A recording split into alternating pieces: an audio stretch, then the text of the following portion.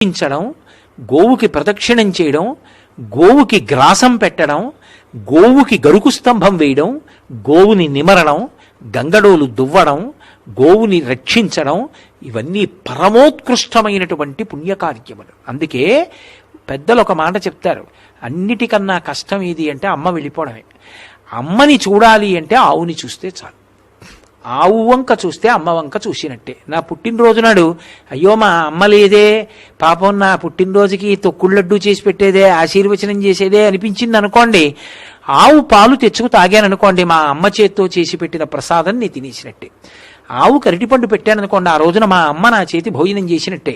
గోవుకి ప్రదక్షిణం చేస్తే మా అమ్మకి నేను నమస్కారం చేసేసినట్టే. అందుకే గోమాత జనకమాతలాగా నిలబడుతుంది. అందుకే పాలు లేని పిల్లలకు ఆవు పాలు అంటారు.